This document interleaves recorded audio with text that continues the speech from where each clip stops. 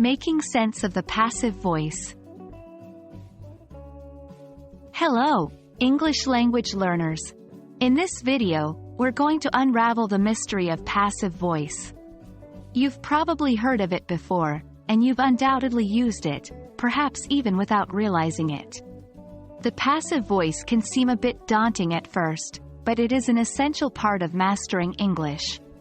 So, let's dive in.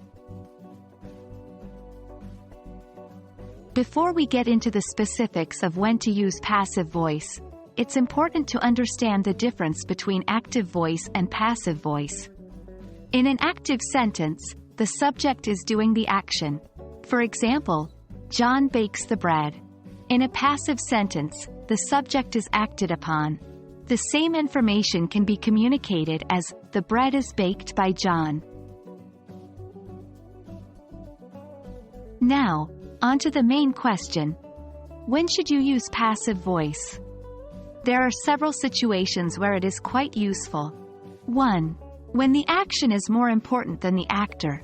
For example, the Mona Lisa was painted in the 16th century.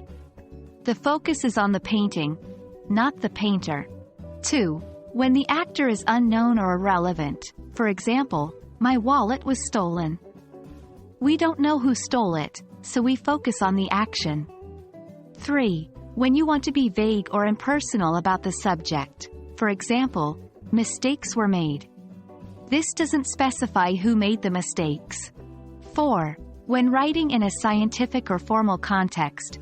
For example, in a lab report, the experiment was conducted at room temperature. Remember, overuse of the passive voice can lead to vague and overcomplicated sentences, so it's best to use it sparingly and wisely. To convert an active sentence to a passive one, move the object of the active sentence to the subject position in the passive sentence. Then, insert the correct form of to be and the past participle of the main verb. For example, the cat chased the mouse, active, can be rewritten as, the mouse was chased by the cat, passive. And that's a wrap on passive voice. Remember, the choice between active and passive voice depends on what you want to emphasize, the action or the actor. Practice using both, and you'll find your English communication skills improving. We hope you found this video useful. Keep practicing, and we'll see you in the next lesson.